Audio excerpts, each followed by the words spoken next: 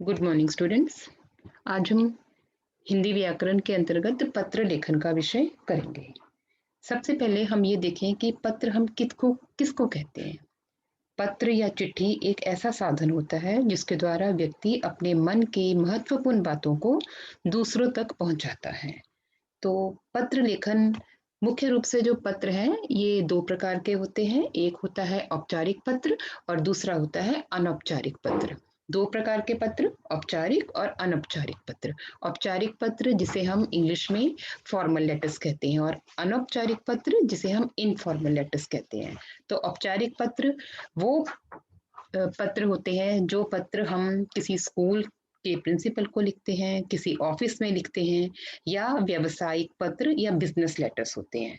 और अनौपचारिक पत्र, इसमें हमें औपचारिकता नहीं निभानी पड़ती, क्योंकि ये वो पत्र होते हैं जो हम अपने मित्रों को, अपने संबंधियों को, अपने परिवार के सदस्यों को लिखते हैं। सबसे पहले हमने किया पत्र। पत्र किसे कहते हैं और पत्र के दो प्रकार, औपचारिक और अनौपचारिक पत्र। यहाँ तक हमें क्लियर हो गया। इसके बाद PT1 के सिलेबस में हमारा सिलेबस है, पत्र है प्रधानाचार्य को पत्र। तो जो प्रधानाचार्य को पत्र है वो औपचारिक पत्र के अंतर्गत आता है, फॉर्मल लेटर्स के अंतर्गत। प्रधानाचार्य को पत्र, सबसे पहले जब हम प्रधानाचार्य को पत्र लिखते हैं तो इसके लिए हमें किस प्रकार का फॉर्मेट फॉलो करना पड़ता है। सबसे पहले हम लिखेंगे प्रतिष्ठा में या सेवा में। उसके बाद हम उस अधिकारी का पद लिखेंगे जिसको हम पत्र लिख रहे हैं। तो हम यहाँ पे स्कूल के प्रिंसिपल को पत्र लिख रहे हैं तो हम लिखेंगे प्रधानाचार्य महोदय। अगर हमारे स्कूल की प्रिंसिपल कोई लेडी है, कोई महिला है, तो हम लिखेंगे यहाँ पे प्रधानाचार्या, आ की मात्रा डाल देंगे, और यहाँ पे महोदया। और अगर पुरुष है तो बिल्कुल ऐसे ही प्रधानाचार्य महोदय। उसके बाद स्कूल का नाम लिखेंगे, स्कूल के नाम के बाद शहर का नाम, उसके बाद डेट लिखेंगे, तिथि क्या है, और उसके बाद हम लिखेंगे विषय कि हम किस विषय को लेकर, किस विषय पर प्रधानाचार्य को पत्र लिख रहे हैं। बहुत से विषय हो सकते हैं। बहुत ही प्रसिद्ध विषय है छुट्टी को लेकर, कि जब हमें कोई छुट्टी लेनी होती है तो हम सबसे ज्यादा पत्र वही लिखते हैं, प्रधानाचार्य को। इसके अलावा भी बहुत से पत्र होते हैं, जैसे सेक्शन बदलने के लिए पत्र हम लिख सकते हैं प्रधानाचार्य को। हमें स्कूल में किसी समस्या से जूझना पड़ रहा है तो हम वो भी प्रधानाचार्य को पत्र लिख सकते हैं। खेल का सामान मंगवाने के लिए, हमारे पुस्तकालय में बुक्स कम है, हिंदी की बुक्स कम है या किसी सब्जेक्ट की बुक्स कम है, तब भी हम प्रधानाचार्य को पत्र लिख सकते हैं। विषय लिखने के बाद यहाँ पे हम विषय लिखेंगे, हमें विषय एक ही लाइन में लिखना पड़ेगा कि किस संबंध में। उसके बाद हम स्टार्ट करेंगे महोदय। यहाँ पर हम संबोधन करेंगे, महोदय अगर पुरुष हैं और महोदया अगर महिला हैं।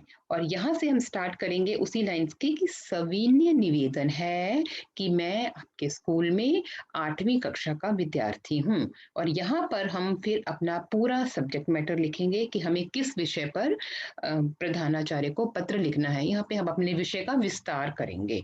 पूरा पत्र लिखने के बाद हम लास्ट लाइन में एक बार आग्रह करेंगे कि मुझे उम्मीद है कि आप मेरी इस समस्या का समाधान शीघ्र ही करेंगे। और यहाँ हम उसके बाद लिखेंगे बिल्कुल उसी साइड पे धन्यवाद। धन्यवाद के बाद आपका आज्ञाकारी शिष्य, और गर्ल्स लिखेंगी आपकी आज्ञाकारिणी शिष्या, ये लाइन हमने लिखनी है। और उसके बाद अपना नाम लिखना है, अपनी कक्षा लिखनी है और अपना अनुक्रमांक रोल नंबर लिखना है। और हम इस प्रकार से अपने पत्र की समाप्ति कर देते हैं। आज के होमवर्क में आपको मैंने एक पत्र दिया है, वो पत्र, पूरा पत्र आपने अपनी नोटबुक्स में लिखना है, जो आज का आपका होमवर्क होगा। बिल्कुल आपने इसी फॉर्मेट को फॉलो करना है, इसी फॉर्मेट के अनुसार आपने अपना होमवर्क लिखना है। बिल्कुल ऐसे ही लिखना है, प्रतिष्ठा में प्रधानाचार्य महोदय, स्कूल का नाम, हाँ, Swami Santdas public school Phagwara, date, विषय, जो भी विषय आपको दिया गया है, देन उसके बाद महोदय। और यहाँ पे सबसे पहले अपनी यहाँ पे बताना है, अपनी इंट्रोडक्शन जरूर देनी है कि सविनय निवेदन है कि मैं आपके स्कूल में, मैं स्कूल के 8वीं कक्षा का विद्यार्थी हूँ। अपने विषय को विस्तार देना है। लास्ट में धन्यवाद, आपका आज्ञाकारी शिष्य, आपकी आज्ञाकारिणी शिष्या, अपना नाम, कक्षा और अनुक्रमांक। ये पूरा पत्र जो आपका होमवर्क है वो आपने लिखना है। तो आई होप कि आपको पूरा फॉर्मेट पता चल गया होगा कि आपने किस प्रकार से प्रधानाचार्य को पत्र लिखना है।